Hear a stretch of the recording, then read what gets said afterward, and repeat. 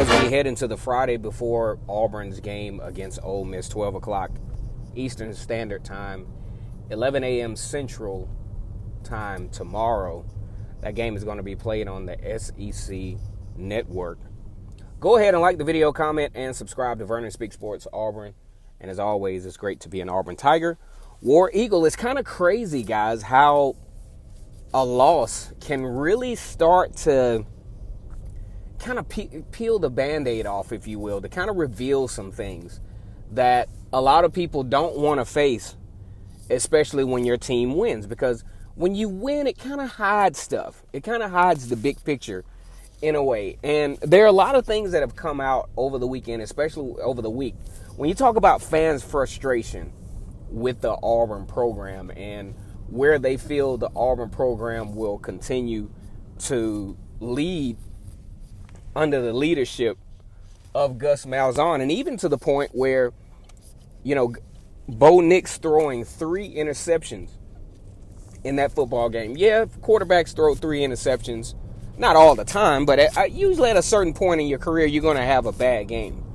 But I think what a lot of the fan base is looking at is the errant level of play. You know, the chaos, the spiking the ball backwards, the bailing out of the pocket as soon as you take the snap, as Pollock said in one of his latest interviews. And that has been, it's kind of baffling because Bo Nix just won't, it just seems like he won't give time or give patience for things to develop to where we can even see whether the offense sucks or not. We can't tell at this moment because as soon as the ball snaps, there's this chaos. There's this bailout happening. And I think until Bo Nix, and this has been the talk of pretty much every podcaster, every sportscaster has made note of this. I've actually made note of this a little while ago. But until that ends, then Auburn you're just not going to know what kind of offense this team can produce. Now, as far as Gus Malzahn and his future at Auburn, you know, you got to look at the big picture with this. No matter who the coach is at Auburn, they're going to be fighting with the facilities battle. Auburn has to compete against LSU, Alabama, Georgia, Clemson, Florida. All of these teams who are constantly putting millions of dollars back into their facilities. Why do companies do this? Have you ever seen a company that has like state-of-the-art facilities? Do you see a lot of raggedy employees in there? No. The facilities are able to attract the best of the best. People want to look good. People want to be proud of what they're doing. I'm not saying that Auburn is not a system that you can't be proud of. But when you look around and you see the effort, you see the state-of-the-art nature of Auburn's biggest rivals, whether it's recruiting or on the football field, they're knocking it out of the park. I mean, people are dropping money even in the pandemic because they understand how these facilities can attract players. And even with the brand, so to speak, the Under Armour brand, I mean, it's okay. It's not like what it used to be, like the click-clack from back in the day. Auburn has got to get more competitive even from a brand standpoint. Someone even brought up the Michael Jordan brand. What college football player wouldn't want to play with an Air Jordan icon on the jersey? Or even being able to take advantage of the alternate uniform. Now, a lot of fans are like, oh, you keep the uniform the way it...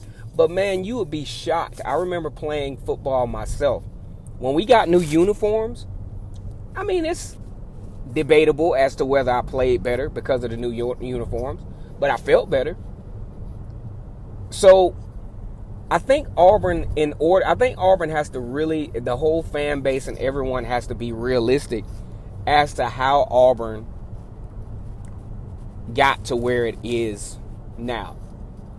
And the bad part about it is this loss doesn't spell doom and gloom any more than it gives some of the Gus, I hate to use this term, but some of the Gus haters justifiability as to why he shouldn't be there. Now, I'm not arguing whether he should be there or not because, for one, I'm not at a logistical standpoint to make that decision. That's the decision of the Auburn administrators. They have to weigh, what has he done positive? What has he done negative? How is recruiting? What direction is recruiting going in? When he does lose a game, how do they lose? Does the team give up on him? Do they keep fighting? Hey, is it a relatively inexperienced team? Is it an inexperienced team that will probably get hit by the pandemic more so than others? Those are questions that you have to ask from a logistical standpoint. You can't look at a game and say, okay, we lost to South Carolina 30-22. Bo Nix throws 3 interceptions, but we still had a chance to win late. So now we're going to fire the coach. Okay? That's probably not the best logistical logic to place in this type of situation. Now, that's just my opinion. And I'm not advocating for them to keep or not keep Gus, because like I said before, that's not my decision. I think Gus Malzahn has done some things well. I think he's missed, though, some of those critical opportunities to where we wouldn't even be having this conversation. Number one, you lose that national champ. People can say all the time, we'll be back next year. That's not necessarily true. Alabama, as great as a dynasty as they are, have not been to the national championship game since, even though it doesn't seem like a long time, but they don't make it every year. Georgia went in 2017, and they haven't been back since. Hadn't won an SEC championship. Well, actually, did they win it? No. Have not won an SEC championship game since. So it's not easy to, once you get there, you got to secure the bag, as people would say. And I really look at this as Auburn approaches this game against Ole Miss. This is not a program-changing game. This is not a, do or die kind of game. Auburn has already lost 2 games. But this is a game from a pride standpoint where you have to put your team back on the map. Auburn has to get back in winning ways to secure this recruiting class. There's some guys that Auburn might not sign if they don't either way, but if they don't turn it around. These guys are looking at how this team plays. They don't give a shit about no pandemic or about, they didn't have a spring practice. They're looking at, is this team winning or losing? And is this team a team that I can see myself playing with for the next 4 years? From a facility standpoint, compared to the other teams that want me, are these facilities what I want to deal with for the rest of my college career? It can't be. And nowadays, kids, if you have a few, like I'm assuming Bo Nix, you have a few that actually go to the college because they just love that school. I'm assuming Bo Nix loves Auburn. Been around the program for all his life. Dad played football at Auburn. Had some legendary moments. But the thing is, nowadays, is that kind of loyalty enough? Man, a kid saying, I always wanted to play for Alabama. It seems like those days are over. It seems like whoever can present the best level of marketability to these kids, to show them the best facilities, to show them their national championships, to show them a loyal fan base. All of those different things play a part when you're talking about how a kid chooses a school. Proximity from his hometown. Family situation. Can my family get up there to see me play? Or is it a situation where, I might be from real town, Alabama, where there are a couple of Division I Power 5 schools within my vicinity. But you know what? I want to take my show to South Carolina. Or if I'm in Lynette, same deal. I may want to take my show to Oregon. I want to do something different. So you never know what these kids' logic is behind making the decisions that they make as far as where they want to spend the next 4 years. And you can't blame when a kid flips, for example.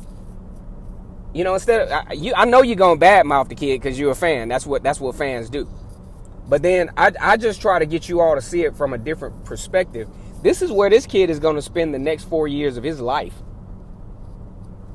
And, you know, that's something that you all are not going to consider, but I think you should. When a kid makes a decision to say, hey, instead of coming to Alabama, I want to come to Auburn. What was the logic behind that? Did they see an opportunity to get some immediate playing time?